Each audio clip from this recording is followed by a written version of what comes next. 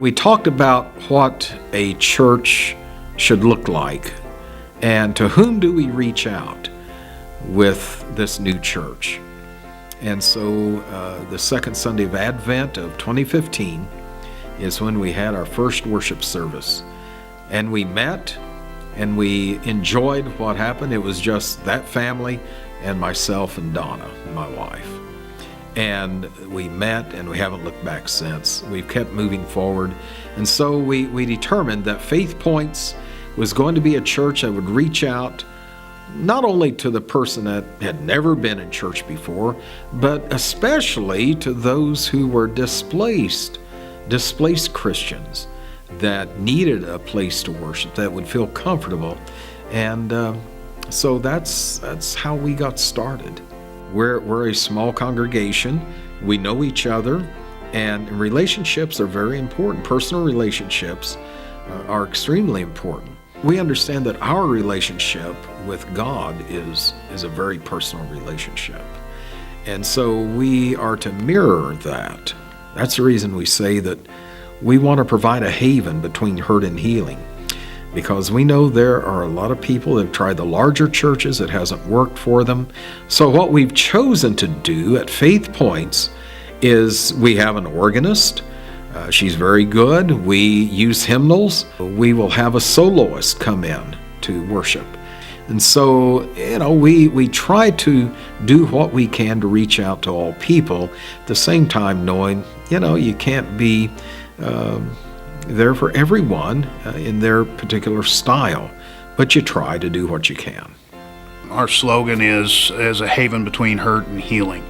We're really planning on programs for the community and outreach for the community and expanding our congregation and providing a church that gets back to religion and isn't a church that is a congregation of people that judge. It's God's job to judge, not ours. The other ministries that we do here, we have a ministry to law enforcement. We've invited law enforcement in for breakfast and to come by, and we just share with them. I spent a number of years in law enforcement, and so I understand the guys and gals. And also to the hospital. I go to the hospital and we'll kind of check on things, see how things are going, if anybody needs a ministry, because a lot of people get in the hospital that have no contact with a church or a pastor, and so we don't want them to feel left out. And then just one-on-one and reaching people and helping them at the point of their need. We feel that's very important, because when people are hurting, they really need to have someone to be there for them.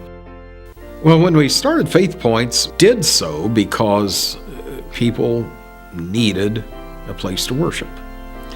And we will always be in that mode that we want to provide a house of worship for people. They can come and hear the message of the Lord. They can sing, fellowship. Fellowship's a big thing. I mean, we love it. Wednesday nights we gather and we always kick it off with a meal. I mean, some of these women in this church, man, they turn out some good stuff. And following the meal, we have a class for the adults and a class for the kids, and we just have a good time. So it's really a fellowship effort, and that works well. I see FaithPoints moving forward in the community. I think we're going to be a real cornerstone, so to speak, for the community. We've got plans to some programs for outreach and trying to build the flock and build the congregation, and I think with Mike on board and leading the way, I think we're all in the same thought of provide a church for people like me that had lost faith in the church, kind of bring the faith back to the church and really provide a place for people to come and congregate without being judged. We also understand that we live in a society that is not as Christian in attitude as it was a few years ago. So we just have to understand that in the while we may not be doing something that's going to bring the droves of people in, We know that there are hurting people out there, and it's to those that we try to identify and reach out to them and say, hey, Faith Points is here for you, because this truly is a church that God love is building.